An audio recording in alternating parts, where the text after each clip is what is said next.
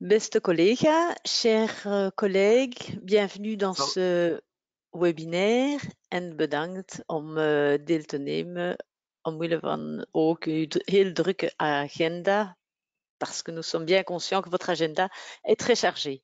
Mais ceci va nous permettre de vous expliquer rapidement les changements suite à la campagne de vaccination dans les circulaires MR-MRS. Maar deze webinaire zal ons de mogelijkheid geven om jullie uit te leggen de grootste veranderingen in de omzendbrieven van de rusthuizen, naar aanleiding van de vaccinatiecampagne. Omzendbrieven, er zijn 3. Eén over de preventie-reactie op een COVID-epidemie. Tweede was de omzendbrief met betrekking tot bezoeken en activiteiten. En de derde, maar ik zal daarover niet spreken, omzendbrief in verband met assistentiewoningen. Jullie zijn minder daarmee betrokken. Donc, 3 circulaires qui ont été récemment changées. Celle du 12 février relative à la prévention-réaction face à une épidémie Covid. Le 25, la circulaire concernant visites et activités. Et celle au sujet des résidences-services ne sera pas discutée ici parce que vous êtes moins impliqués dans ce domaine. Ik moet eerst mij verontschuldigen voor mijn Nederlands, maar ik zal mijn best doen. En ook mijn collega Johan Staes, die zal achteraf Frans spreken, is Nederlandstalig. Maar zo hebben jullie beide presentaties in beide talen. Donc, je oké. dois d'abord Mag, m'excuser. mag, ik- mag ik daar nog iets aan toevoegen, Dominique? Simplement pour dire que il s'agit d'un webinaire interactif, donc si les médecins ont des questions, vous pouvez toujours les poser dans le chat et donc nous répondrons ensuite aux questions du cours du webinaire. Het is een interactief webinar, dus u kan vragen stellen als u die in de chat stelt en dan zal ik die op het einde van de uiteenzetting overlopen. Dominique, ik geef u het woord. Ja, dank u. En u ziet dat concreet op ons menu. De laatste punten is de vragen en antwoorden. Donc, vous voyez ça sur notre dernier point, questions-réponses. Mais nous les regroupons toutes à la fin de la présentation pour essayer d'avancer dans cette présentation. Alors, het eerste punt zal zijn een korte samenvatting van de epidemiologische data. Ik zal dat voorstellen. Ook de veranderingen in de omzendbrieven. En dan zal mijn collega Johan Staes, die u hebt juist gehoord, directeur, hij zal over de organisatie van de voortzetting van de vaccinatie verder bespreken. Donc, dans ce webinaire, nous allons rapidement résumer les nouvelles épidémiologiques. Ensuite, les principaux changements dans les circulaires. Et puis, mon collègue Johan Staes, directeur que vous venez d'entendre, vous parlera de l'organisation de la suite et fin de notre vaccination. Rapidement overzicht over de epidemiologische situatie en die zijn de cijfers van vandaag. Voilà, ik denk dat deze slide spreekt meer dan wat wij kunnen zeggen. U ziet nu rechts wat we hebben vandaag, alleen maar 1 cluster. En de andere rusthuizen hebben ofwel 1 ofwel 2 gevallen, maar niks meer. En dat geeft ons een beeld van 15 rusthuizen met tenminste 1 geval. Pas op, die zijn gevallen van ook personeel en residenten. Dus als er is 1 personeelslid die heeft een positieve test, dan is de MRS stade 1. Donc voilà, je pense que ce slide parle mieux que n'importe quel autre pour vous dire comment la situation se trouve actuellement par rapport au mois de novembre, puisque au mois de novembre, nous avions 1/3 des maisons de repos avec des clusters. un tiers qui était au stade 1 ou 2 et actuellement, nous n'avons plus qu'une seule maison de repos qui a un cluster. Donc clairement, l'effet de la vaccination est évident. Dus hier ziet u duidelijk dat de effect van de vaccinatie op onze rusthuizen. Zelfde idee met een mooie grafiek. Dus een grote berg in oktober, november. En nu hebben we bijna geen rood meer. Als bijna alle rusthuizen hebben geen geval meer. Donc, vous voyez ici la même chose illustrée sur un graphique, notre grosse montagne au mois d'octobre-novembre, et actuellement, juste une petite pointe rouge pour un cluster qui reste dans une des maisons de repos. Hier gaat het over de positieve testen bij de residenten, bij personeel en in de rusthuizen.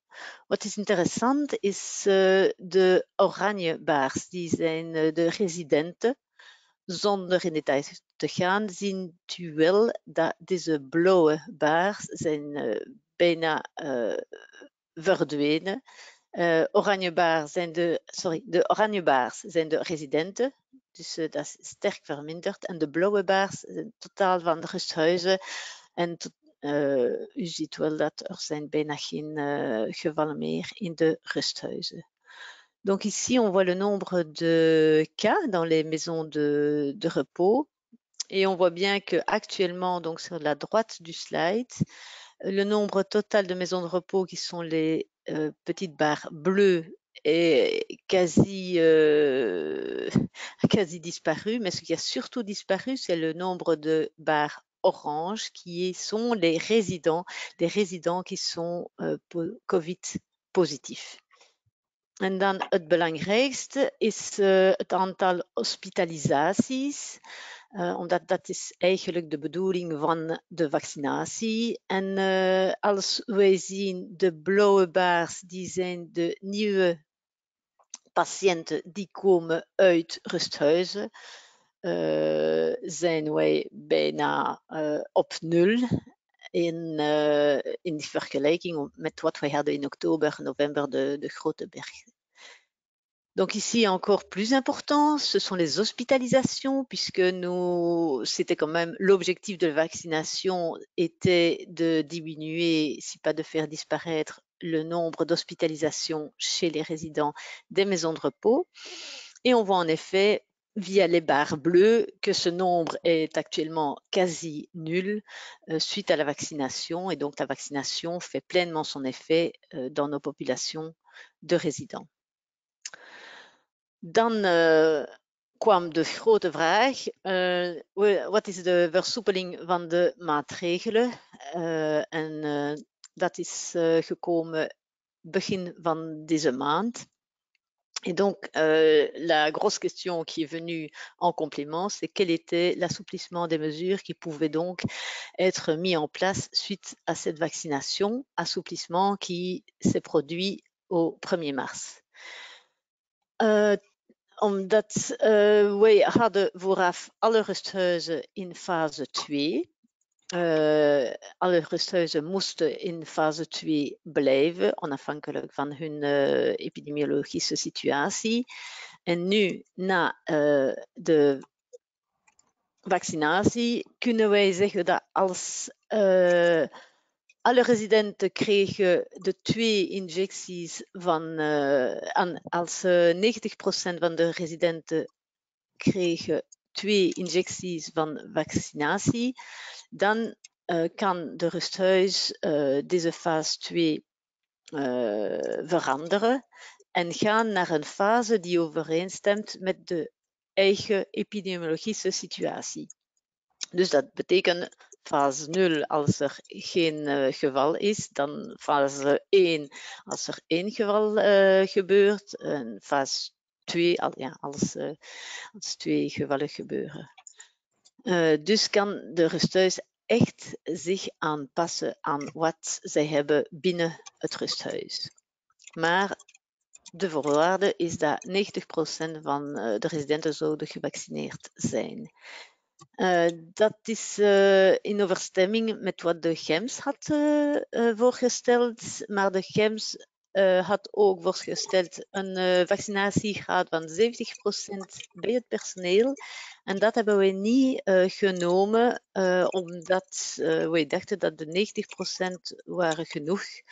En dat als de residenten besloten zichzelf te laten vaccineren, moeten zij toch een kleine beloning krijgen na zoveel maanden van isolatie en of geen bezoek en strenge maatregelen.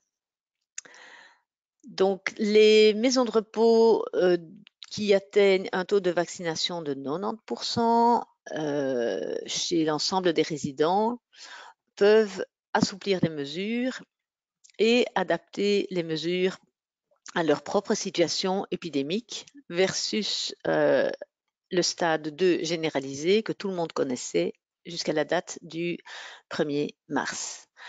Cette décision est en accord avec ce que le GEMS avait proposé, donc à savoir que si 90% des résidents étaient correctement vaccinés, on pouvait assouplir les mesures, mais le GEMS parlait aussi de 70% de vaccination au sein du personnel, et ça, nous ne l'avons pas repris parce que nous avons quand même estimé que si les résidents avaient fait l'effort de se faire vacciner, en tout cas à 90%, ce qui revient à quasi toutes les personnes qui sont au sein de l'institution, ils avaient quand même le droit de bénéficier de mesures d'assouplissement après autant de mois de mesures strictes et de privation, souvent de privation de visite.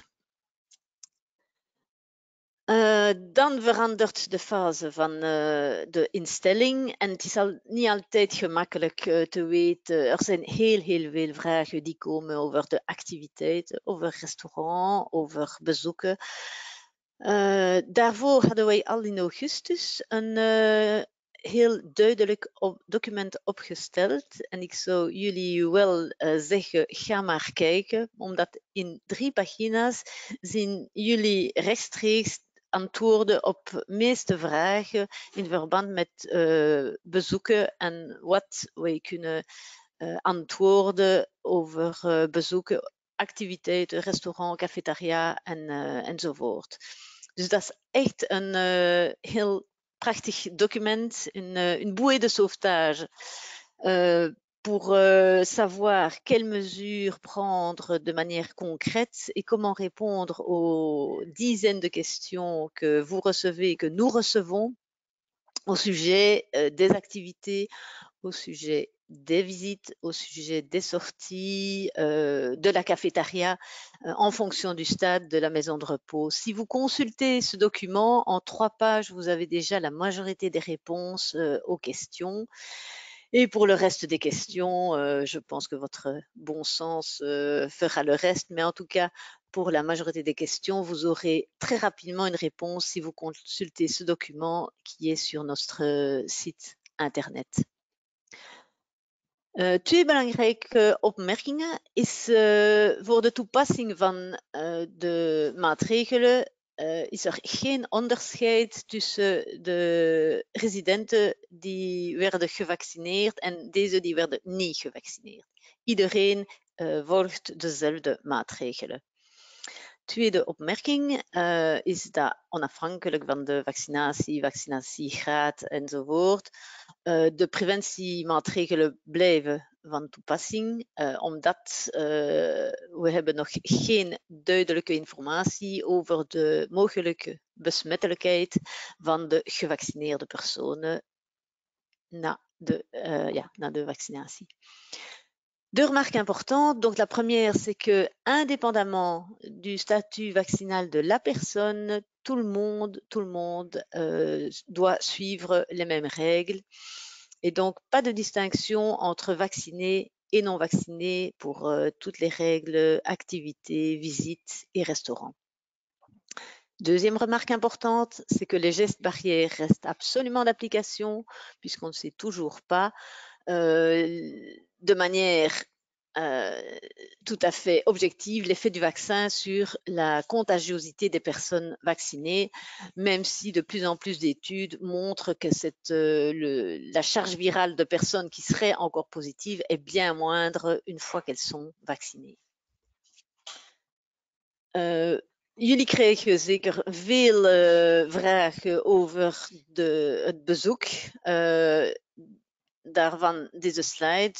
Voor bezoeken altijd zeker een vast verplicht masker voor resident en de bezoekers. Altijd bij voorkeur, zoals voor de populatie, in open lucht of in verluchte ruimtes.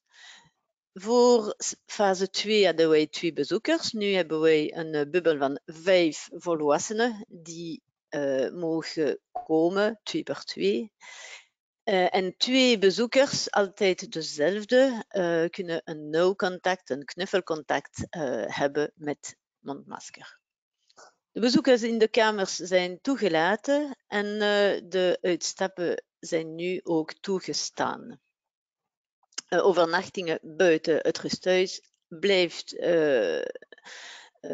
nog niet toegelaten, omdat we zitten nog in een nationale epidemiefase en de populatie is nog ook niet gevaccineerd, dus onder de residenten wel, maar er zijn toch heel veel kwetsbare mensen in de populatie die zijn nog niet gevaccineerd, dus beter geen overnachting. La majorité des questions viennent souvent pour les visites, bien sûr avec masque obligatoire, comme pour la population, de préférence en plein air ou dans des espaces aérés. Nous passons de 2 visiteurs, donc qui étaient pour la phase épidémique 2, à maintenant 5 visiteurs, donc des adultes et toujours 2 à la fois. Gros changement, donc on peut avoir un câlin pour 2 personnes, toujours les mêmes, avec le résident et un port du masque pour les uns et les autres. Autre gros changement, les visites en chambre qui sont maintenant permises et les sorties autorisées. Les nuitées restent encore tout à fait déconseillées puisque nous sommes en phase épidémique nationale et que la majorité de la population n'est toujours pas vaccinée. Et donc, dans cette population se trouvent de nombreuses personnes qui sont quand même, elles aussi, fragiles, que ce soit les enfants, frères et sœurs de nos résidents. Pour les prestataires, zorgendienstverleners, ook een chirurgisch, maar hier chirurgisch mondmasker. Ze moeten zich inschrijven in het register. Als mogelijk een specifieke lokaal, maar we weten wel dat er zijn misschien geen 10 lokalen, 1 voor de huisarts, 1 voor de kiné, 1 voor de kapper enzovoort. Dus als mogelijk in een aangeduid lokaal. Binnen 2 residenten een interval van een kwartiertje om de ruimte te ventileren en ook te ontsmetten, zoals in onze kabinetten. En voor de kapper, ja, dat is grote veranderingen ook. 1 persoon per 4 vierkante meters en niet op de kamer in een specifieke lokaal, zoals voor de kapper in de populatie. Donc pour les prestataires, masque chirurgical cette fois, toujours une inscription au registre en cas de cluster, on sait qui est passé et qu'il faut prévenir. Si possible, un local dédié, même si nous sommes bien conscients qu'on ne peut pas avoir un local pédicure, un local médecin généraliste, un local kiné, un local coiffeur, donc c'est pas toujours possible, mais si un local est disponible, mieux vaut avoir un local dédié. Un intervalle d'1 quart d'heure entre 2 résidents avec ventilation et désinfection entre 2 personnes. Et le grand bonheur, c'est l'arrivée des coiffeurs, donc qui peuvent avoir donc, dans leur salon 1 personne pour 4 mètres carrés. Et dans la circulaire, on parle encore et toujours que le coiffeur en chambre n'est pas autorisé. Dernier point pour les activités et les points importants de cette circulaire. Dus de laatste punt is de restaurant, de toegang voor de bewoners van de instellingen horende service residentieel kunnen ook toegang krijgen. Ze moeten toch deze vaccinatiedrempel van 90% hebben als ze zijn met de resident of binnen dezelfde ruimte. En voor de bezoekers is er nu een toegang tot cafetaria, restaurant mogelijk, maar ze mogen niet dranken, niet eten en ze mogen niet tijdens de maaltijden. Le dernier point important pour lequel il y a eu beaucoup de questions, c'est que maintenant, il y a un accès à la cafétéria, au restaurant pour les visiteurs, mais attention, ils ne peuvent pas consommer sur place. Il y a toujours la question du masque, évidemment, comme dans l'ORECA, et cet accès doit avoir lieu hors des repas. De même, les résidents de résidence-service qui sont adossés aux institutions peuvent aussi avoir accès, pour autant qu'eux aussi aient un taux de vaccination de 90%. Alors, malheureusement, ongelukkig, als de vaccinatiegraad is minder dan 90% van de bewoners, dan blijft de instelling stade 2, fase 2. Et hier speelt de CRA een heel belangrijke rol. Donc, pour les taux de vaccination en dessous de 90%, normalement l'institution reste au stade 2, mais c'est pour ça qu'ici nous voulons insister, parce que c'est ici vraiment que le médecin coördinateur joue un rôle très important.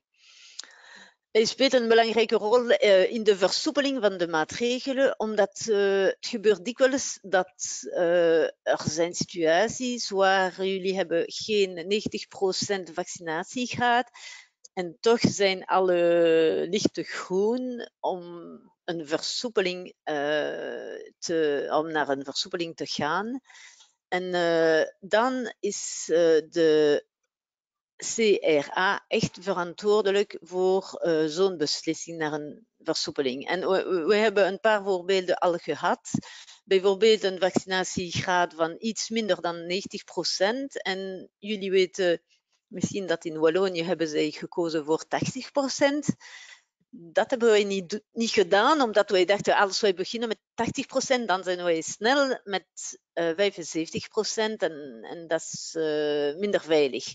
Dus we hebben wel 90% behouden, maar laten we zeggen dat er zo 85% zijn en geen geval of 1 geval, dan kan de CRA wel beslissen dat de maatregelen moeten versoepeld worden.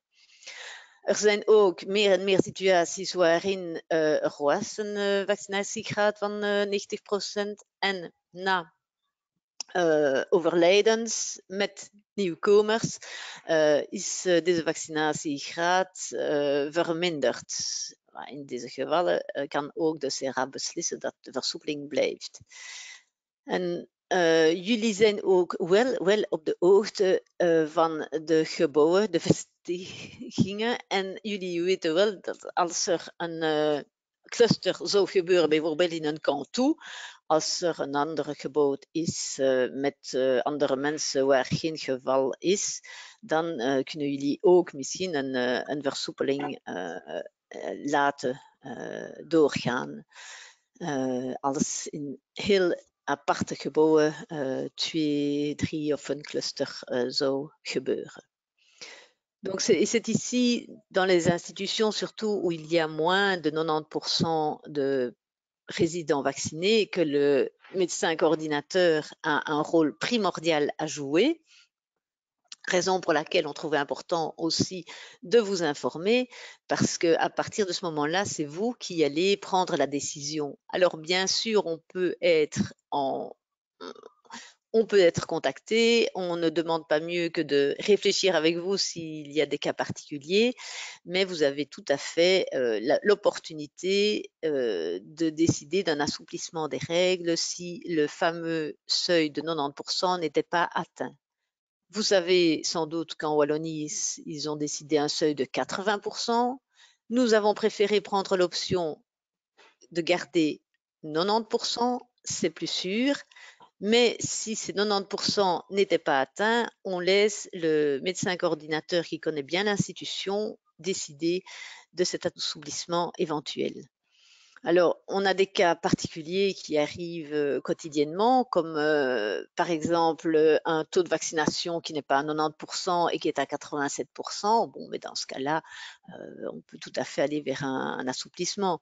Ou bien un taux de vaccination qui était à 90%, et puis après quelques mois, il va y avoir des décès, des nouveaux arrivés qui ne seront pas toujours vaccinés. Et donc là, il y aura peut-être plus tout à fait 90%. Ça peut aussi justifier un assouplissement, de garder l'assouplissement des règles. Également, si vous avez connaissance d'un cluster, par exemple dans un canton, et que voilà, ce cluster est bien limité au canton avec un personnel particulier, bon, mais on ne va pas mettre toute l'institution en stade 2 ou 3, alors que dans tous les autres bâtiments, tout se passe très bien. Donc, c'est vraiment à vous, à ce moment-là, de décider si vous pensez qu'un assouplissement est tout à fait possible, parce que c'est vrai que garder les mesures vont peut-être faire plus de dégâts que de les assouplir, et qu'il n'y a pas de raison sanitaire valable pour garder ce taux de 90%. Et puis nog één woord over testen, omdat dat is niet in onze laatste omzendbrieven, maar het is ook een verandering waarin jullie hebben een belangrijke rol te spelen. Un mot au sujet du testing, parce que ce n'est pas dans nos circulaires, mais c'est un second domaine dans lequel vous avez un grand rôle à jouer.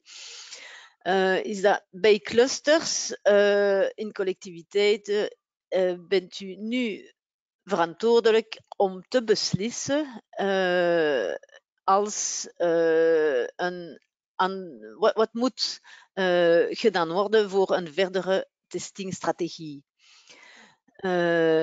Omdat jullie weten, zoals ik heb het juist gezegd, jullie zijn wel op de hoogte van de lokale omstandigheden. Eventueel, we zijn altijd klaar voor een overleg als jullie hebben twijfels daarmee. Maar jullie zijn echt de verantwoordelijke persoon om te beslissen, moeten wij de instelling testen of niet, of alleen personeel of niet, of één deel van de instelling. En daar spelen jullie een belangrijke rol. Vooraf was dat een beslissing van de regionale autoriteiten, maar nu is dat beter dat de persoon, de arts, de CRA, zo dat zelf beslissen. Donc un autre domaine pour lequel le médecin coordinateur est très important. Ce second domaine, c'est le testing. Alors, ce n'est pas dans nos dernières circulaires, mais je veux quand même réinciter dessus, parce qu'avant, un testing généralisé en cas de cluster, de suspicion de cluster, était décidé par les autorités régionales, ce qui est difficile parce qu'on ne connaît pas les circonstances locales. Et donc maintenant, en cas de suspicion de cluster, si une stratégie de testing doit être décidée, c'est vous, les médecins coordinateurs, qui allez la décider. Et bien sûr, nous restons toujours très disponibles pour en discuter avec vous si jamais vous aviez des doutes à ce sujet. Verdere informatie kunnen jullie krijgen. En het gemakkelijkst, denk ik, het is een mailtje op te sturen naar COVID-hygiëne. En dan krijgen jullie bijna altijd antwoord dezelfde dag als dat 's morgen is. Wij hebben veel mails, contacten met CRA. Alsjeblieft, laat ons uw telefoonnummer waar wij kunnen jullie bereiken, en mail ook, zodat jullie zullen snel worden gecontacteerd worden door mij, mijn collega dokter De Klerk, of zelfs onze collega's dokter Dedon of dokter Mailleux van de diensten van de Verenigde Collèges. Donc, si vous aviez des questions, n'hésitez surtout pas, on se fera un plaisir de vous répondre. Le plus simple est d'envoyer le mail à COVID Hygiène. En général, vous avez une réponse le jour même si vous l'envoyez le matin. Réponse soit de ma part, de la part de mon collègue, le docteur Étienne de Clercq, ou même parfois aussi de la part du docteur Dedon ou du docteur Mailleux, qui eux travaillent pour les services du collège réuni. On est vraiment tout à fait ouvert à avoir une concertation avec vous parce qu'on se rend bien compte, même déjà entre nous, que prendre une décision seule, c'est parfois compliqué quand ça implique des centaines d'autres personnes. Dus aarzel niet contact op te nemen, omdat het is soms heel moeilijk een beslissing te nemen als dat heeft een impact of gevolgen op honderden andere personen die zijn onze residenten. Voilà, ik laat het woord aan mijn collega Johan Staes voor de laatste nieuws voor vaccinatie en misschien snel testen, antigène testen. Donc maintenant, je laisse la parole à mon collègue Johan Staes qui va vous parler des dernières nouvelles pour l'organisation de la vaccination et les toutes dernières nouvelles, toutes fraîches pour les antigènes rapides. Et exact, parce que quand je regardais un peu en bas, c'était parce que j'ai vu que notre team vient d'envoyer donc la communication sur la suivi de la campagne de vaccination et aussi donc la possibilité d'à partir de maintenant de commander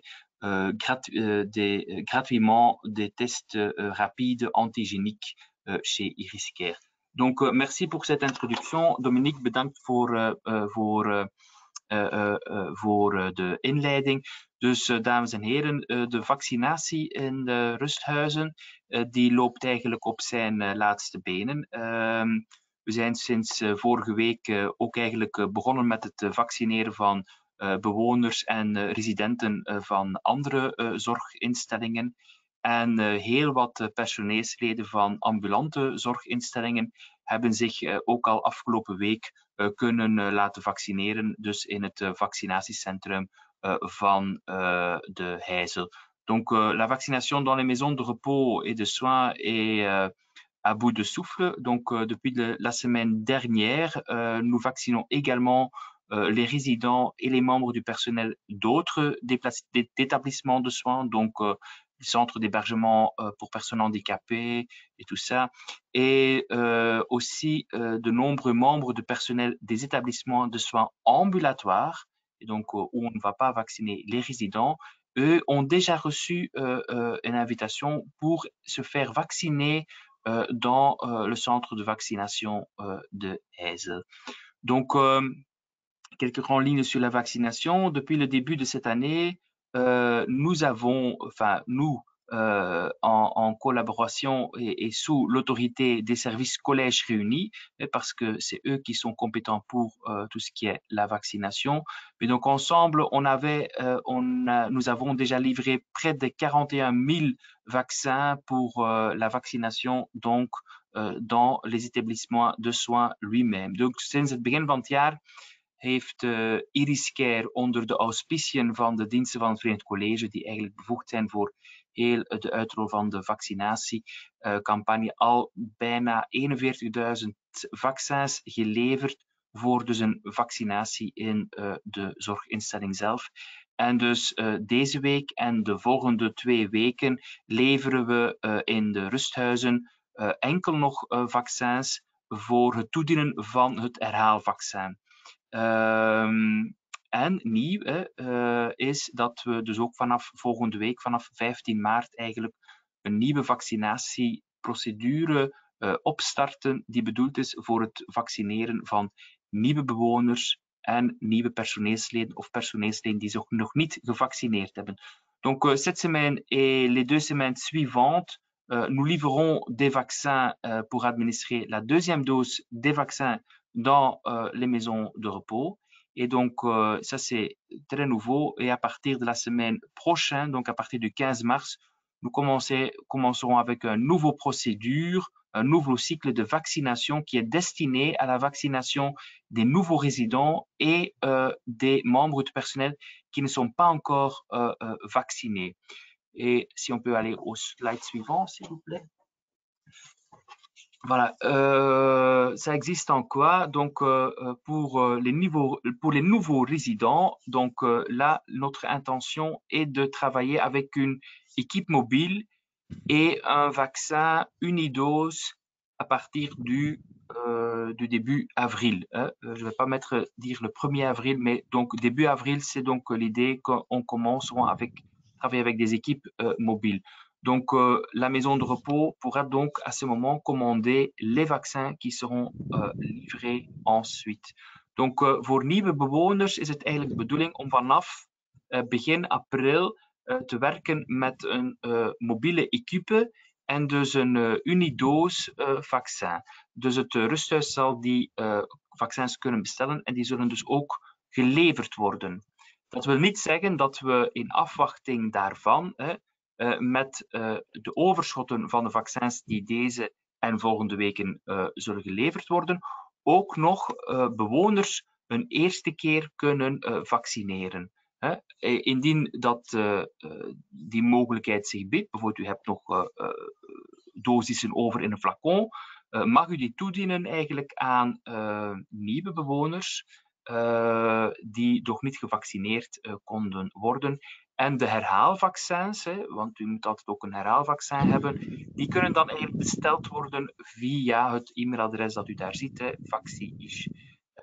En de instructies daarover die zijn eigenlijk zo net, ik denk een kwartier geleden, verstuurd aan alle directies en ook aan alle artsen van de rusthuizen. Donc, avec l'excédent des vaccins qui sont livrés cette semaine et les 2 semaines qui vont venir, il sera également possible de vacciner les résidents pour la première fois, donc les nouveaux résidents qui n'ont pas encore été vaccinés. Vous pouvez les vacciner avec donc l'excédent, ce qui reste encore dans l'IVIAL. Et donc, naturellement, le vaccin répété doivent être commandés donc via l'adresse mail Vacci-ish. Et donc, je viens vous annoncer, donc les instructions sur ça viennent d'être envoyées il y a un quart d'heure vers les directions des maisons de repos et aussi à tous les médecins coordinateurs et médecins référents. Pour ce qui concerne les nouveaux membres du personnel, donc les membres du personnel qui souhaitent toujours se faire vacciner peuvent le faire dans un centre de vaccination. Donc là, c'est vraiment notre optique. Donc, nouveaux membres du personnel vont à un centre de vaccination. Oui, les lumières, c'est vendredi. Peuvent aller donc se faire dans un centre de vaccination. Donc, pour faciliter un peu là, ils peuvent s'inscrire via une application qui s'appellera ou via un lien vers Irisbox. C'est une application digitalisée pour s'inscrire là. Et donc, ensuite, ces membres du personnel vont recevoir une invitation avec laquelle ils peuvent aller dans un centre de vaccination. Cependant, si jamais, lorsqu'il y a un surplus de vaccins ou lorsque des vaccins supplémentaires sont livrés, les membres du personnel peuvent également être vaccinés dans la maison de repos. Donc, mais le principe de départ, c'est membres du personnel vont à un centre de vaccination, sauf jamais le cas, il reste encore des vaccins, il n'y a plus de résidents qui veulent se faire vacciner, ou on doit venir pour livrer des vaccins pour des résidents. Là, à ce moment, ils auront aussi la possibilité de se faire vacciner au sein d'une maison de repos. Dus personeelsleden die nog een vaccin willen, ja, die kunnen zich eigenlijk laten vaccineren in een vaccinatiecentrum. En om uitgenodigd te worden voor een vaccinatiecentrum, kunnen zij zich eigenlijk aanmelden via een applicatie en die noemt Irisbox.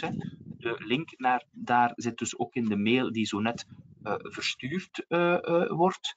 Echter, we gaan niet moeilijk doen, wanneer er eigenlijk nog vaccins op overschotten zijn, dus u hebt alle bewoners gevaccineerd, er resten nu nog 4 dosissen in een flacon, u hebt geen enkele resident nog om te vaccineren, maar u hebt wel personeel die zich wil laten vaccineren, dan mag u ook de personeelsleden daarmee vaccineren. Of ook wanneer we herhaalvaccins brengen, we moeten toch dan vaccins brengen, kan er ook eigenlijk voor personeelsleden nog vaccins bijbesteld worden. Bestellingen gebeuren altijd op vaccin-ish, maar al die procedure is ook duidelijk uitgelegd in de communicatie die verstuurd is.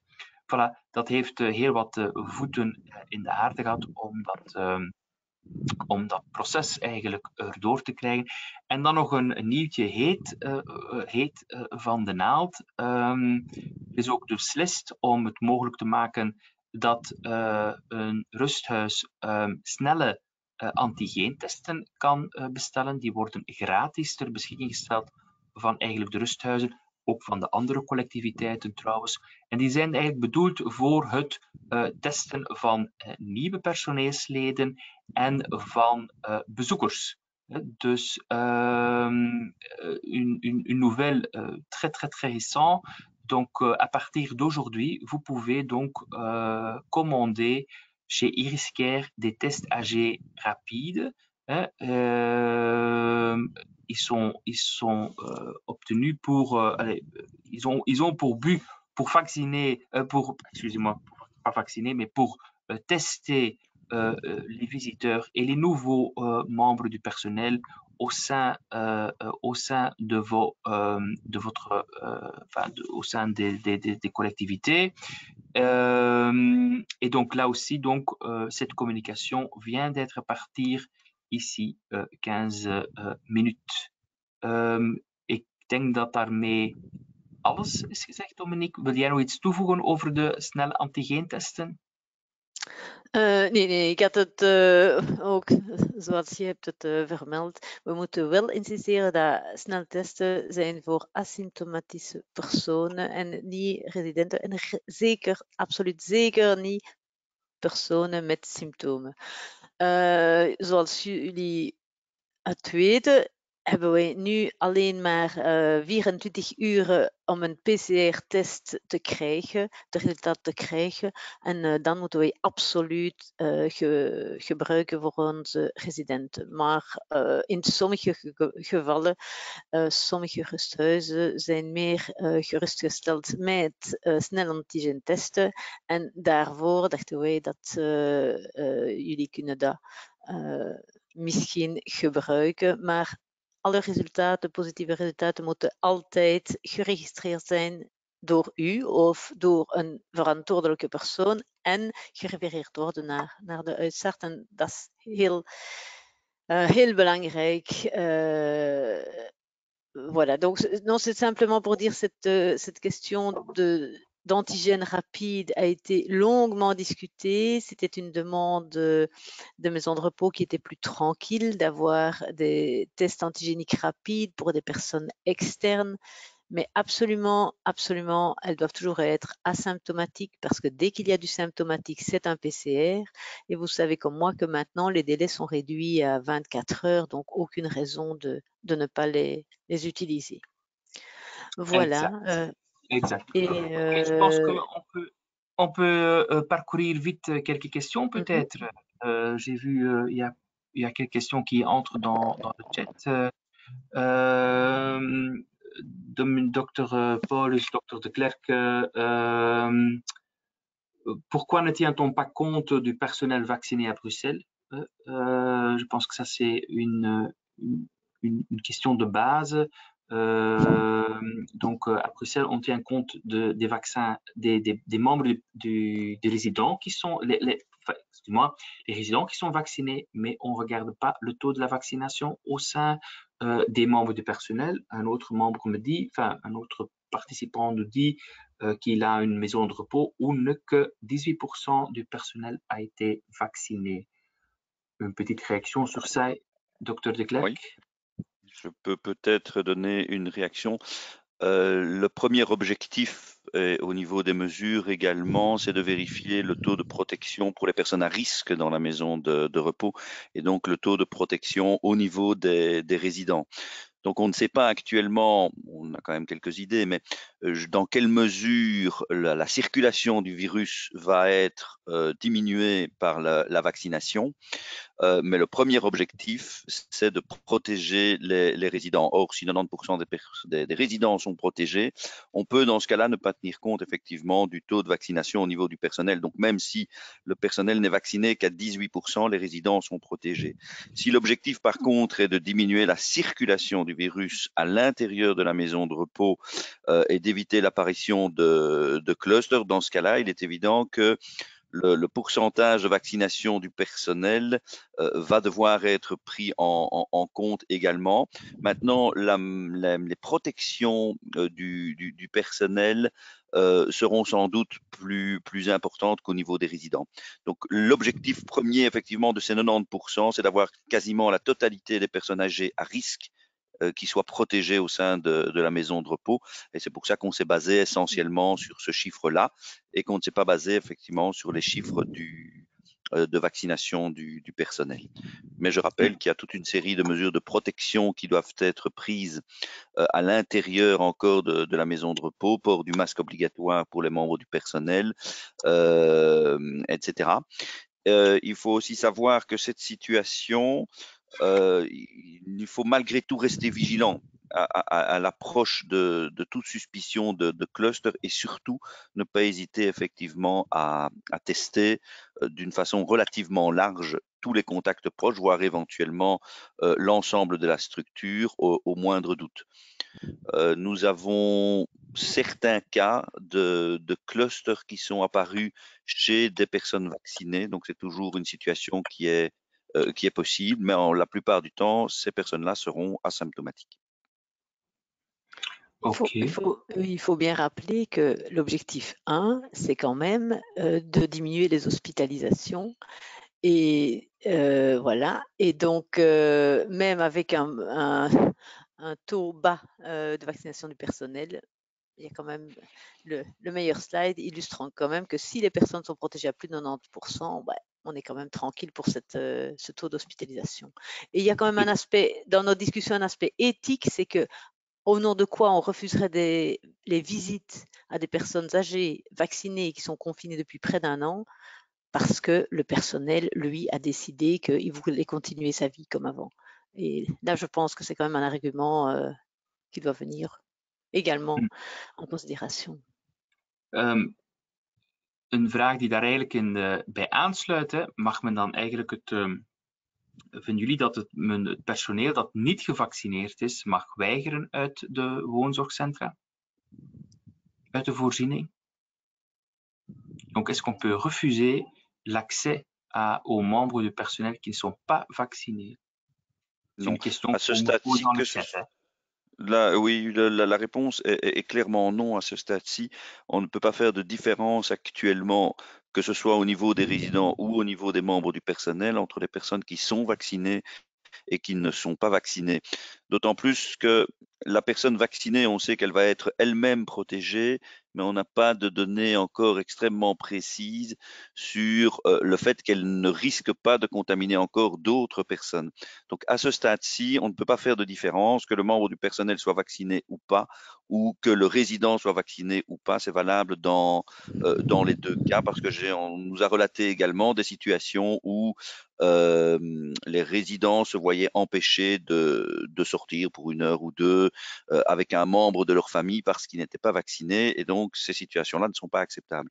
Et donc il est clairement précisé dans la circulaire, mais c'est une mesure qui se retrouve au niveau des 3 régions et au niveau fédéral, de ne pas faire de discrimination entre les personnes vaccinées et non vaccinées.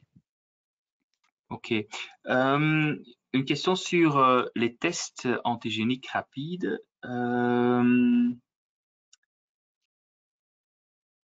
Worden die hier eigenlijk voorgesteld als een testmiddel om een tool voor asymptomatische personen voorgesteld, terwijl eigenlijk de dokter in kwestie altijd begrepen had dat de sneltesten vooral betrouwbaar zijn in de eerste 5 dagen na het verschijnen van symptomen.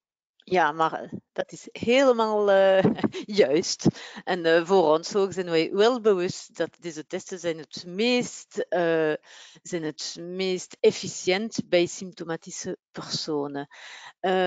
Maar bij symptomatische personen zijn er 2 mogelijkheden. Ofwel is dat een lid van het personeel en dan moet deze persoon thuis blijven en zich laten testen. Ofwel gaat dat over een resident. En in dit geval zal deze resident een PCR-test krijgen.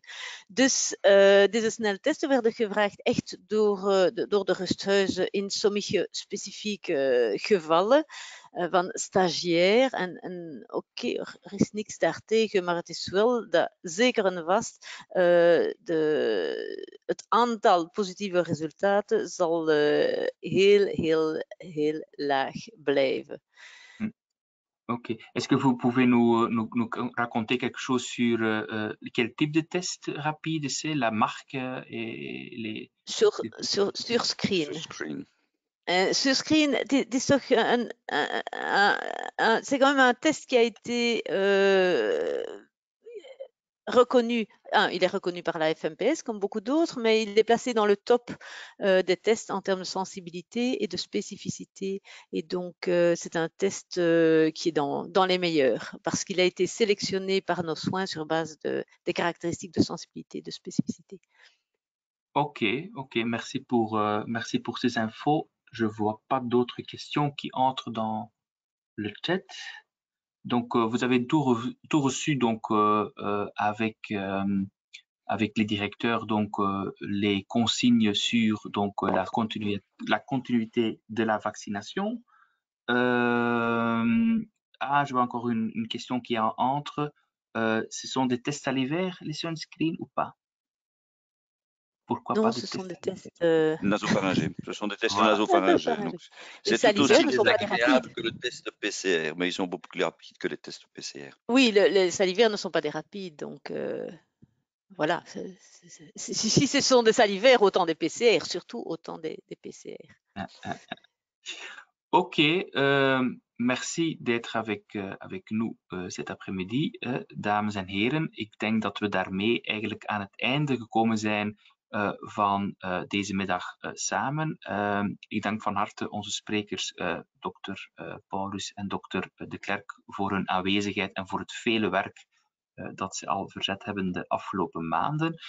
Nog even meegeven dat de opname van deze webinar online geplaatst wordt op onze website. We bezorgen nu spoedig de link. Mesdames et messieurs, cela nous amène à la fin de notre après-midi, enfin de notre midi ensemble. Donc merci beaucoup à nos intervenants et aussi merci avec tout le boulot que vous faites, vous deux, Dr Paulus, Dr De Klerk. Encore quelque chose de pratique. L'enregistrement de ce webinaire sera mis en ligne sur notre site web. On vous communiquera les liens. Et donc, il ne me reste plus qu'à vous souhaiter un agréable après-midi, un bon week-end. Prenez soin de vous et à très bientôt. Rest me enkel nog u allen een hele fijne namiddag te wensen. Bedankt dat u bij ons was. Houd het veilig en heel graag tot binnenkort. Dag. Merci beaucoup. Au Bon revoir à tous. après-midi.